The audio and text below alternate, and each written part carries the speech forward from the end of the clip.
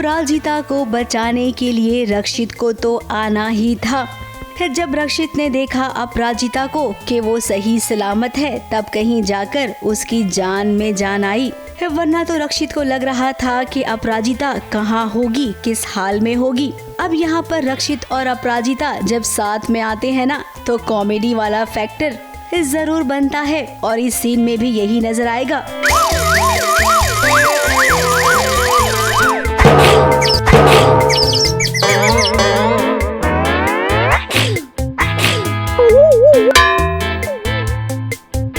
अभी तो मुझे पता है कुछ गुंडे हैं जो पीछा कर रहे हैं, पर ये कौन भेज रहा है गुंडे, ये क्या हो रहा है वो तो पता चलेगा।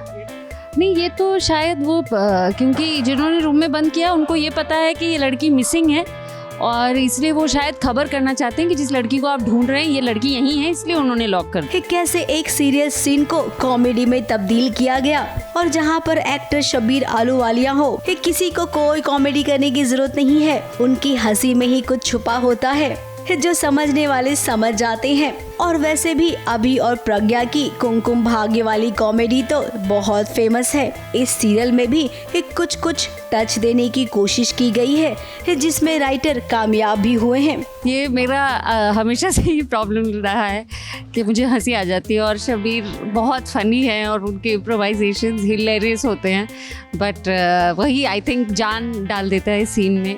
So I love doing it and I'm so glad कि मतलब फिर से मुझे ये सब करने का मौका मिल रहा है, इतना हंसने का मौका मिल रहा है। अब अपराजिता मिसिंग है, ये खबर पूरे इंदौर में फैल चुकी है। अब जिस घर में अपराजिता को देखा गया है, उस कमरे में किसी ने बंद कर दिया है ताकि अपराजिता कहीं चली नहीं जाए। अपराजिता किडनैप हो गई है, घर से बाहर है, दूर है, गुंडे पीछा कर रहे हैं, और ऑफ कोर्स रक्षित आए हैं अपू की मदद करने। और ऐसा हुआ है कि जिनसे मदद मांग रहे थे उन्होंने ही हमें एक कमरे में लॉक कर दिया, तो वही जद्दोजहद चल रही है उस कमरे से निकलने के लिए। अब ये दोनों एक ही कमरे में फंसे हैं, तो जब यहाँ पर लोग पहुँचेंगे तब जाहिर सी बात है कि कुछ तो लोग कहेंगे। अब अपराजिता और रक्षित को इससे कोई फर्क नहीं पड़ता है, क्योंकि दोनों इतने मैच्योर हैं कि एक दूसरे को समझते हैं। और फिर होता है ना कि लोग क्या कहते हैं, इससे क्या ही फर्क पड़ता है।